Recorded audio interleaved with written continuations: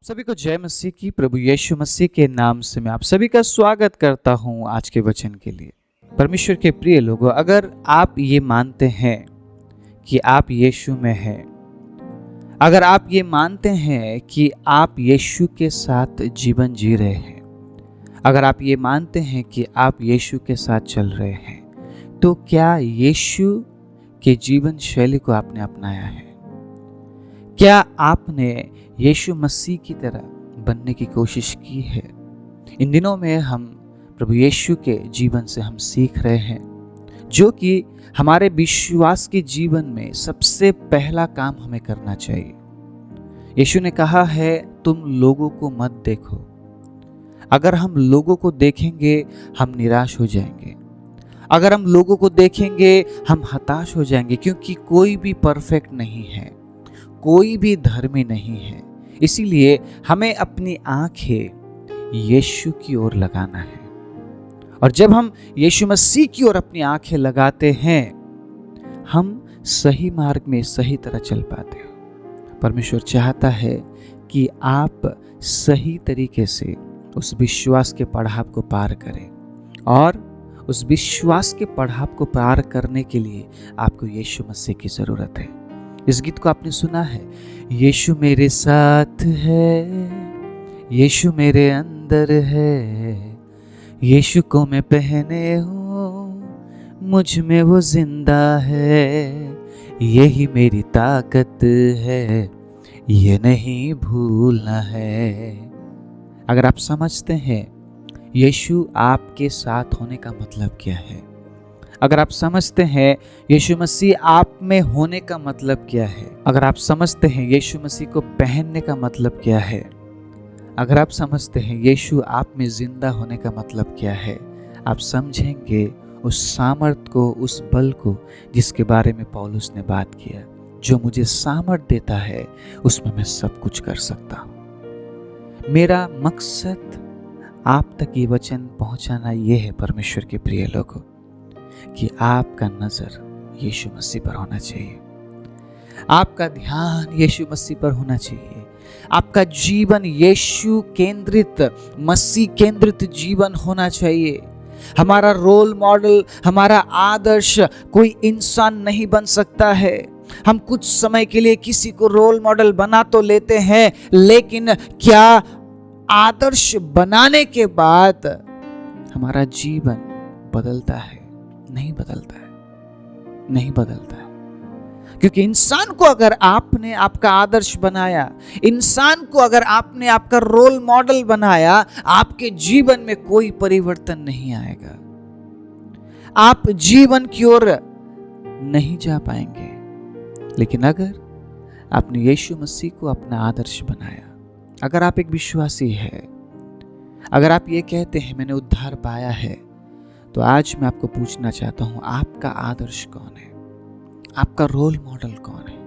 आपका role model कोई pastor नहीं हो सकता, आपका रोल मॉडल कोई इवेंजलिस्ट नहीं हो सकता, आपका रोल मॉडल कोई हीलर नहीं हो सकता। अगर आपका रोल मॉडल कोई है तो वो यीशु मसीह होना चाहिए परमेश्वर के प्रिय लोगों। और अगर आप यीशु मसीह को रोल मॉडल बनाते हैं, वो आपको धोखा नहीं देगा, वो आपको छोड़ेगा नहीं, वो आपको त्यागेगा नहीं, वो आपसे झूठ नहीं बोलता है, वो हमेशा आपके साथ रहता है। और ये बात प्रमाण के साथ यीशु ने कही है। यीशु मसीह ने हमेशा यूनिटी को, एकता को दिखाया और सिखाया कि तुम एक हो जाओ, एक हो जाओ, यूनिटी में आओ। क्योंकि जहां यूनिटी है वहां शैतान काम नहीं कर सकता है। शैतान कहां काम करता है आपको पता है? जहां एकता नहीं है। उसका काम है फूट डालने का, उसका काम है अलग करने का। जिस प्रकार उसने आदम और हव्वा को परमेश्वर से अलग किया, वैसे वो आज भी हमारे बीच में काम करता है, हमें परमेश्वर से अलग करने के लिए, हमें कलीसिया से अलग करने के लिए, हमें झुंड से अलग करने के लिए। क्योंकि अगर हम झुंड में है तो वो शिकार नहीं कर पाएगा। भेड़िए के समान वो इस ताक में है कि किस किस को फाड़ खाए। इस बात को समझ लीजिए आप। और अगर हम यूनिटी में नहीं है, अगर हम एकता में नहीं है, तो वो फाड़ खाने के लिए तैयार है, वो हमें नाश करने के लिए तैयार है। हमें पता भी नहीं चलेगा कि कब उसने हमें परमेश्वर से अलग कर दिया, कब हम विश्वास के जीवन से अलग हो गए, क्योंकि हम तो किसी इंसान को आदर्श बनाए हुए चल रहे थे। हमारा रोल मॉडल तो कोई इंसान था, इसीलिए उस इंसान ने धोखा दे दिया तो हमने सब कुछ छोड़ दिया। आज मैं आपसे पूछना चाहता हूं फिर से एक बार, आपका रोल मॉडल कौन है? आपने किससे आदर्श बनाया है? सुसमाचार सुनाने वाले बहुत है इस दुनिया में, लेकिन आपका आदर्श कौन है? आप किससे सीख रहे हैं? आप किससे तैयार किए जा रहे हैं? ये बहुत इंपॉर्टेंट है। अगर आज इस वचन के अंतराल आपको ये लगता है कि प्रभु मुझसे बात कर रहे हैं, समर्पण कर दीजिए फिर से एक बार, क्योंकि ये मौका हमें मिला है समर्पण के लिए। आमीन, हालेलुया। और दोबारा मुड़कर मत देखिए उन बातों को जिनको आप छोड़ रहे हैं आज यीशु मसीह के नाम से। आमीन, प्रेज द लॉर्ड। मैं विश्वास करता हूं आज प्रभु आपसे बात करने जा रहे हैं। जिस प्रकार परमेश्वर ने मुझसे बात किया है इन दिनों में, इन वचनों से जो आज मैं आपके बीच में बांटने जा रहा हूं, उसी प्रकार परमेश्वर आपसे भी बात करने जा रहे हैं। मैं पढ़ना चाहता हूं मत्ती का किताब 18 अध्याय उसके 20वें आयत में, ध्यान से सुनिएगा। क्योंकि जहां 2 या 3 मेरे नाम पर, मतलब यीशु मसीह के नाम पर इकट्ठे होते हैं, वहां मैं उनके बीच में होता हूं। अब इस वचन को पढ़ने के बाद यूनिटी, एकता के लिए दूसरा कोई उदाहरण नहीं हो सकता। यीशु मसीह क्या कह रहे हैं? अगर तुम यीशु मसीह के नाम से इकट्ठे हो, अगर तुम यीशु मसीह के नाम से एकत्रित हुए हो, तो मैं वहां पर हूं, क्योंकि जहां यूनिटी है मैं वहां पे हूं। परमेश्वर के प्रिय लोगों, अगर आप ये कहते हैं मैं यीशु मसीह से प्यार करता हूं, अगर आप ये कहते हैं यीशु मुझ में है, अगर आप ये कहते हैं मैं यीशु में हूं, तो अगर आप यूनिटी, एकता को अगर आप नजरअंदाज करते हैं, आप झूठ बोल रहे हैं। आप झूठ बोल रहे हैं। अगर आप एक दूसरे को सहन नहीं कर पाते हैं तो आप झूठ बोल रहे हैं। अगर आप एक दूसरे से प्रेम नहीं कर पाते हैं तो आप झूठ बोल रहे हैं, क्योंकि जहां यूनिटी है वहां हम एक दूसरे को सहते हैं, जहां यूनिटी है वहां हम एक दूसरे से प्रेम करते हैं, जहां यूनिटी है वहां हम एक दूसरे के लिए सोचते हैं, विचारते हैं, मदद करते हैं, क्योंकि प्रेरितों की किताब में यही लिखा है। अगर आप पहली शताब्दी की कलीसियाओं के बारे में पढ़ेंगे, वो इतना एक दूसरे के बारे में विचार करते थे, वो एक दूसरे के प्रति इतना समर्पित थे। परमेश्वर के प्रिय लोगों, वो अपना अपना संपत्ति बेचकर वो एक दूसरे को मदद करते थे। मैं आज आप लोगों को संपत्ति बेचने या किसी को देने की बात नहीं कर रहा हूं, मैं बात कर रहा हूं यूनिटी का। परमेश्वर हमेशा से यूनिटी के बारे में बात करते हैं। मैं बताऊंगा आगे कुछ समय बाद, मैं आपको कलीसिया के बारे में भी बताऊंगा, संगति के बारे में मैं बताऊंगा परमेश्वर के प्रिय लोगों। लेकिन मैं उससे पहले आपको समझाना चाहता हूं परमेश्वर के लिए यूनिटी कितना इंपॉर्टेंट है। अगर परमेश्वर यूनिटी नहीं चाहता, एकता अगर वो नहीं चाहता, तो परमेश्वर सिर्फ आदम को बनाता, वो हव्वा को नहीं बनाता। और वो ये नहीं कहता तुम लोग पृथ्वी में भर जाओ, तुम लोग पृथ्वी में फैल जाओ, वो ये नहीं बोलते। परमेश्वर ने यूनिटी को सोचकर, एकता को सोचकर आदम और हव्वा को आशीष दिया। लेकिन अब हम अकेले रहना सीख चुके हैं। अब हमें किसी की जरूरत नहीं है। हम कहां जा रहे हैं परमेश्वर के अजीजों? हम सब कुछ अकेले करना चाहते हैं। हम विश्वास के जीवन में अकेले बढ़ना चाह रहे हैं। हम अकेले ही सब कुछ करना चाहते हैं। हम लोगों को नहीं लेना चाहते हैं। हम लोगों को पसंद नहीं करते हैं। हम कहां जा रहे हैं? हम क्या प्राप्त करना चाहते हैं? अगर आप कुछ प्राप्त करना चाहते हैं तो आप यूनिटी में प्राप्त करते हैं, क्योंकि परमेश्वर ने संगति को इंपॉर्टेंट दिया है। संगति को इंपॉर्टेंट कहा है परमेश्वर ने। मैं पढ़ाऊंगा मैं पढ़ाऊंगा परमेश्वर के अजीजों। उससे पहले मैं बताना चाहता हूँ, यीशु मसीह ने आपको इसलिए बुलाया है कि आप झुंड में रहे। हालेलुया। यीशु मसीह ने आपको इसलिए चुना है ताकि आप संगति में पाए जाए। यीशु मसीह ने आपको इसलिए चुना है परमेश्वर के अजीजों, ताकि आप एक दूसरे के बारे में फिक्री करें, एक दूसरे के बारे में विचार करें, एक दूसरे के लिए आगे आए, सहायता करें, क्योंकि वही हमारे लिए, क्योंकि ऐसा करने से हम ये साबित कर पाएंगे कि हम यीशु में हैं और यीशु मुझ में है। परमेश्वर के अजीजों, आज अगर इस वचन को सुनने के बाद भी आप एकता में नहीं आते हैं, आप यूनिटी में नहीं आते हैं, परमेश्वर इसमें आपको कोई मदद नहीं कर पाएंगे। परमेश्वर ने आपको वचन दिया है, परमेश्वर ने अपना शब्द आप तक पहुंचाया है, और यीशु इस प्रकार कहते हैं, जिसके कान हो वो सुन ले, आत्मा कलीसिया से क्या कह रही है। वो कलीसिया से बात कर रहा है। हालेलुया। वो कलीसिया से बात कर रहा है, वो अपने झुंड से बात कर रहा है, वो अपने लोगों से बात कर रहा है। आप अकेले विश्वास के जीवन को नहीं जी पाएंगे। मेरी बात समझ रहे हैं आप अकेले विश्वास में नहीं बढ़ पाएंगे। अगर ये संभव होता कि हम अकेले विश्वास में बढ़ सके, तो ना ही कोई वो पास्टर बनाता, ना ही कोई टीचर होता, ना ही कोई अगुए होते। हम सब अकेले ही प्रभु में बढ़ रहे होते।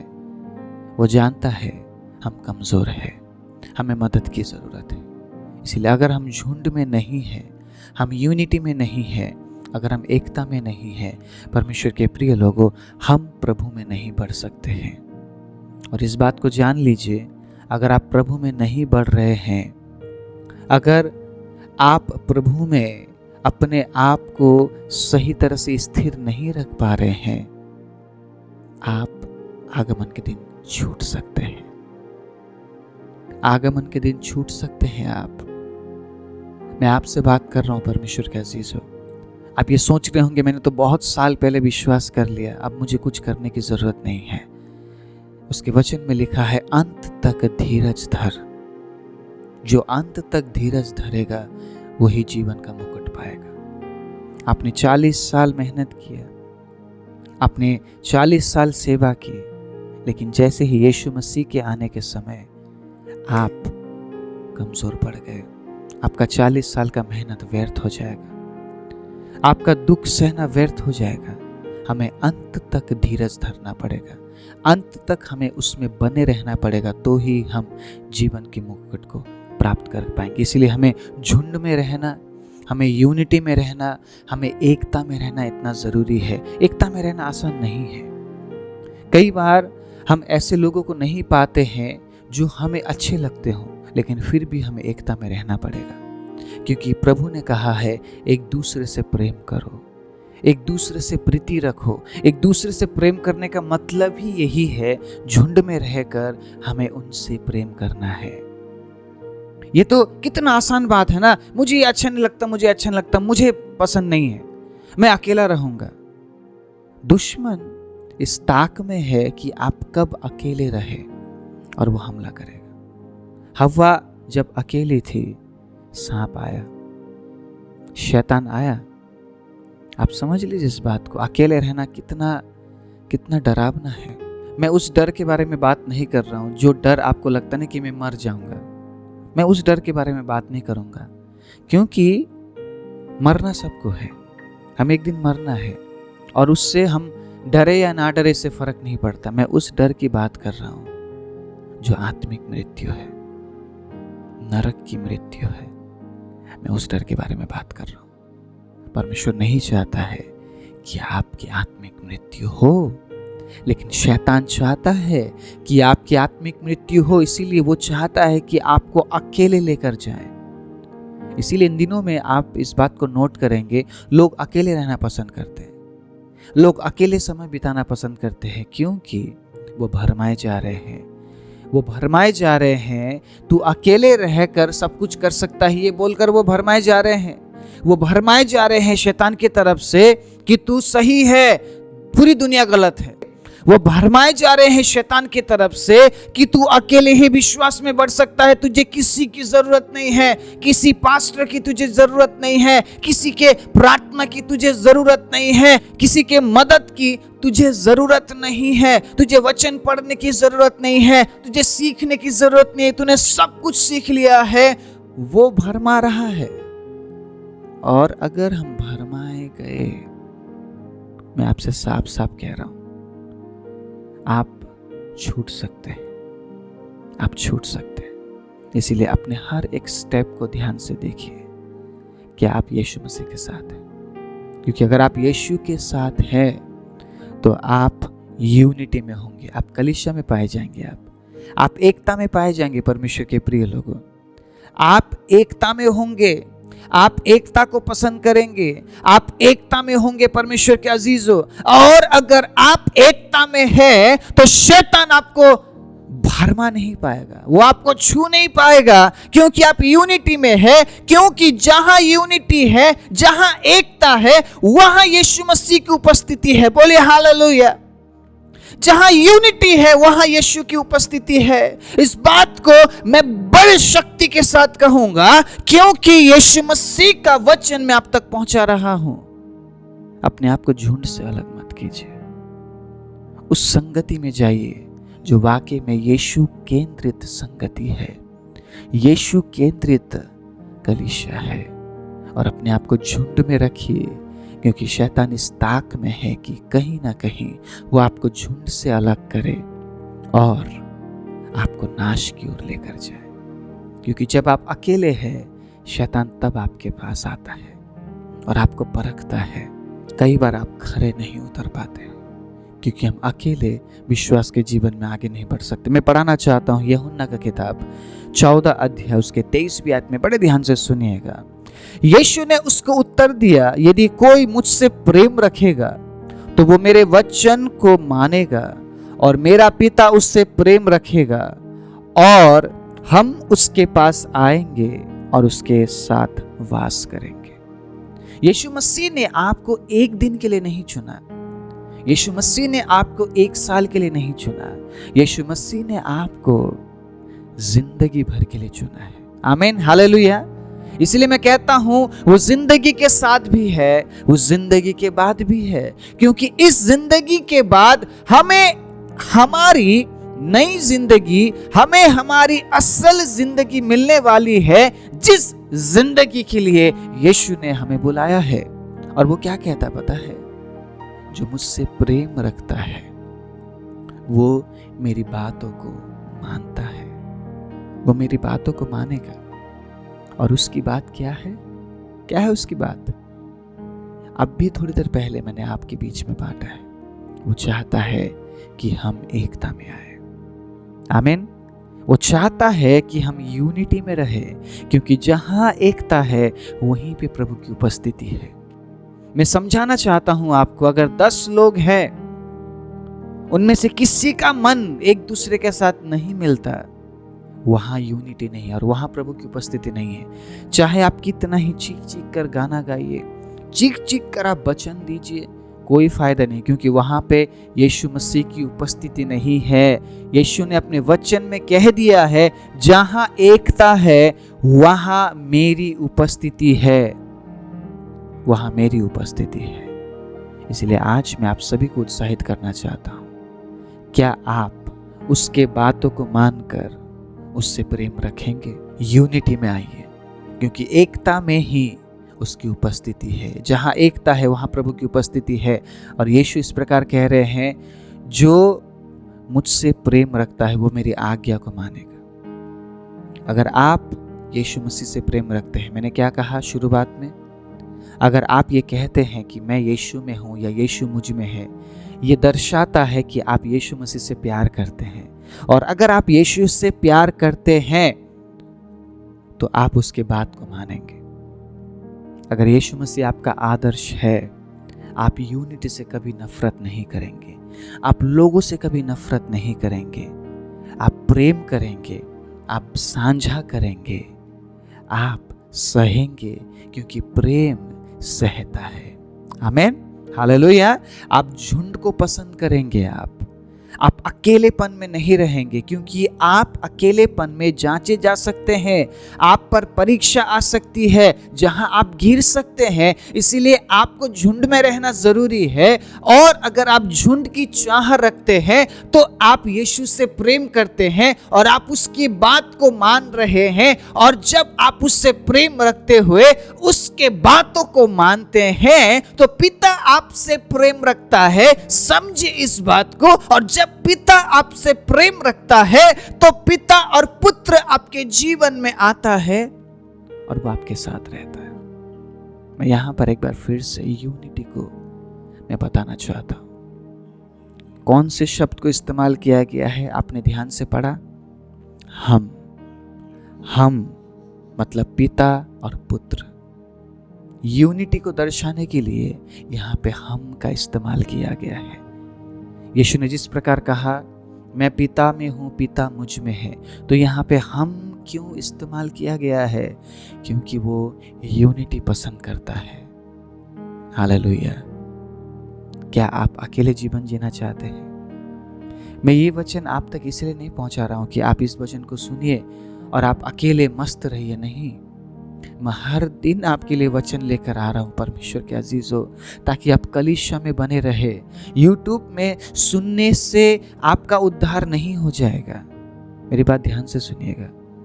आप उत्साह के लिए सुनिए, आप जरूर आइए हमारे चैनल में, आप ज्ञान लीजिए, आप प्रभु से सुनिए, लेकिन आपको झुंड में रहना जरूरी है। मैं आपको संगति नहीं दे पाऊंगा, मैं आपके घर में नहीं आ पाऊंगा, मैं आपके पास नहीं आ पाऊंगा, लेकिन जो आपके पास्टर है, जो आपका कलीसिया है, उनके संग खड़े रहिए, क्योंकि वही आपके साथ होंगे। मैं आप तक प्रभु का आवाज लेकर आ सकता हूं, मैं आपको संगति नहीं दे पाऊंगा। मैं कभी किसी को उत्साहित नहीं करता हूं कि आप यूट्यूब में वचन सुनिए और आप प्रभु में बढ़ सकते हैं। हाँ, ये एक पार्ट है, ये एक पार्ट है। आप जरूर आइए, सुनिए, आप सभी वचनों को सुनिए। जिस वचन से आपको आशीष मिलती है परमेश्वर के प्रिय लोगों, उन वचनों को आप सुनिए, आप ज्ञान लीजिए और शिक्षा आप प्राप्त कीजिए। लेकिन आपको झुंड में बने रहना बहुत जरूरी है। आपके पासवान की मानना बहुत जरूरी है। आपके पासवान के साथ खड़े रहना बहुत जरूरी है। कभी कंपेयर मत कीजिए, वो अच्छा है, वो बुरा है, वो सही है, वो गलत है। जो सही है उनके साथ आप रहिए, उनकी बातों को आप सुनिए, कंपेयर मत कीजिए कौन सही है और कौन गलत। ये प्रभु के हाथ में है न्याय करने का काम। मैं कभी किसी व्यक्ति विशेष के बारे में आपको उत्साहित नहीं करूंगा कि ये व्यक्ति गलत है बोलने के लिए। हम देख रहे हैं जो गलत है, नो प्रॉब्लम, प्रभु एक दिन उनका न्याय करेगा। हम नहीं है किसी का न्याय करने के लिए, क्योंकि हमारा भी न्याय होगा। हालेलुया। हम भी कहीं ना कहीं गलत होंगे। आपको लगता है कि आप हर क्षेत्र में अच्छे हैं? आप मुझे बताइए, क्या आप हर क्षेत्र में परफेक्ट हैं? नहीं, हम कमजोर हैं। कहीं ना कहीं किसी न किसी क्षेत्र में हम कमजोर हैं। तो हम दूसरों का न्याय क्यों करें? हमें दूसरों का न्याय नहीं करना है। अगर आप इस वचन को YouTube में सुन रहे हैं, मैं धन्यवाद देता हूं इस प्लेटफॉर्म के लिए परमेश्वर को, कि इस प्रकार प्रभु का वचन आप तक पहुंच रहा है। अलग अलग शिक्षाएं आप तक पहुंच रही है। प्रभु में बढ़ने की प्रतिक्रिया और बढ़ चुकी है। प्रभु में बढ़ने की इच्छा और बढ़ चुकी है, और शिक्षा पाने की इच्छा बढ़ चुकी है, और शिक्षा लेने की इच्छा बढ़ चुकी है। मैं धन्यवाद देता हूं इस साधन के लिए। लेकिन मकसद वचन सुनकर अकेले रहना नहीं है। ध्यान दीजिएगा इस बात को। मकसद झुंड में रहना है। मैं और आपको उत्साहित करूंगा और आप झुंड में बने रहिए, आपकी कलीसिया में बने रहिए। मैं कभी आपको उत्साहित नहीं करूंगा कलीसिया मत जाइए बोलकर। मैं उत्साहित करूंगा कलीसिया जाइए बोलकर, क्योंकि अगला वचन जो मैं आपके बीच में पढ़ने वाला हूं, बड़े ध्यान से सुनिएगा। मत्ती का किताब मेरे साथ निकालिए। मत्ती का किताब 16 अध्याय उसके 18वें आयत को बड़े ध्यान से सुनिएगा क्या लिखा है।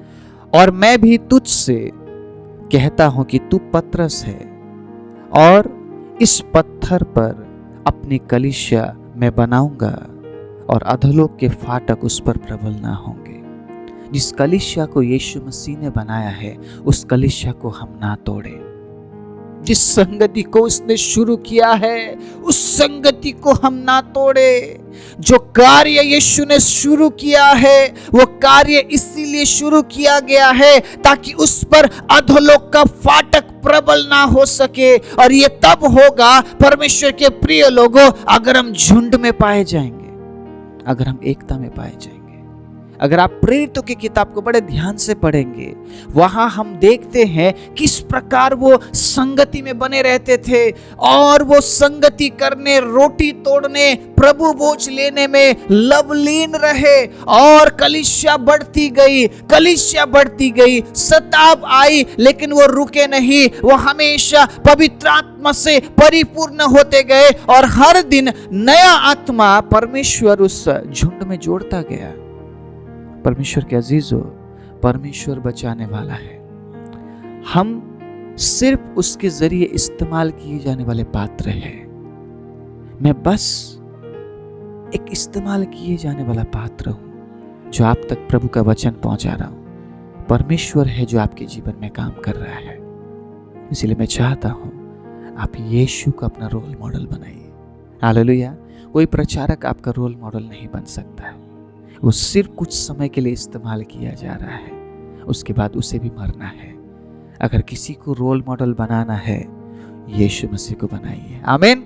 यीशु मसीह को बनाइए, क्योंकि वो ना तो कभी मरेगा, ना तो कभी आपको छोड़ेगा, ना तो कभी वो आपको त्यागेगा। वो अद्भुत है, वो अनंत है, वो अगम है, वो आदि है, वो अंत है, वो अल्फा है, वो ओमेगा है, वो राजाओं का राजा, वो प्रभुओं का प्रभु, वो सर्वशक्तिमान, वो सर्वज्ञानी, वो सर्वव्यापी, सर्वबुद्धिमान, और उसके जैसा महान कोई नहीं। उसने मृत्यु पर विजय पाई है, उसने मौत को हराया है, वो शैतान को हराएगा, वो शैतान को हराएगा। उसने नया आकाश और नया पृथ्वी बना दिया है और वो कहता है मैं तुम्हें लेने आने वाला हूं। अब सोचिए आपका रोल मॉडल कौन होगा? वो मरने वाला इंसान या वो अनंत परमेश्वर जो आपके लिए नई आकाश और नई पृथ्वी में इंतजार कर रहा है। हालेलुया। मेरा रोल मॉडल यीशु मसीह रहा है और मेरा रोल मॉडल मेरे मरते दम तक यीशु मसीह रहेगा। चाहे मेरे जीवन में कोई भी परिस्थिति क्यों ना आए, मेरा आदर्श कोई और नहीं हो सकता है। आज मैं आपको ये बताने आया हूं इस वचन से, अगर आप यीशु से प्यार करते हैं, अगर यीशु मसीह आपका आदर्श है, परमेश्वर के अजीजों, झुंड में रहिए। क्योंकि अगर आप झुंड से अलग हो गए, शैतान ताक में है आपको प्रभु से दूर लेकर जाने के लिए। प्रभु ने आप पर कई साल मेहनत किया है, उस मेहनत को वेस्ट मत होने दीजिएगा। परमेश्वर ने इतने साल आप पर मेहनत किया है। परमेश्वर के प्रिय लोगों, आपके बार बार गिरने पर भी उसने हार नहीं माना।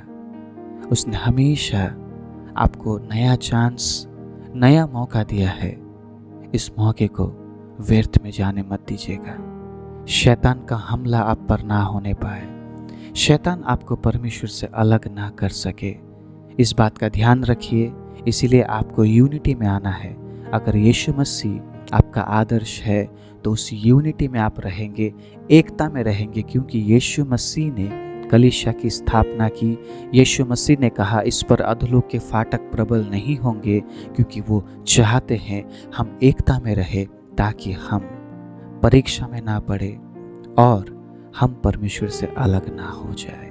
आइए अपनी आंखों को बंद करें। सर्वशक्तिमान जीवित दयालु परमेश्वर प्रभु, आज इस वचन के जरिए पिता आपने हमसे बात किया। प्रभु, आपने हमें एक बार फिर से जगाया है। प्रभु, आपने हमें फिर से एक बार आपके वचन से आपने हमें तृप्त किया है। परमेश्वर, हम धन्यवाद देते हैं। जितनों ने भी आज इस वचन को सुना है, प्रभु, उनके जीवन में एक नया काम होने पाए। और प्रभु, हम हमारा आदर्श आपको बनाते हैं पिता। प्रभु, हमारा रोल मॉडल आप है। इसीलिए परमेश्वर, आप हमारी सहायता कीजिए ताकि हम झुंड में रहकर शैतान का सामना कर सके और प्रभु अंत तक धीरज धरते हुए एकता में रहकर प्रभु आपके आगमन का इंतजार कर सके। सारी महिमा, आदर, इज्जत, जलाल आपको देते हुए प्रार्थना प्रभु यीशु के नाम से मांगते हैं, आमीन।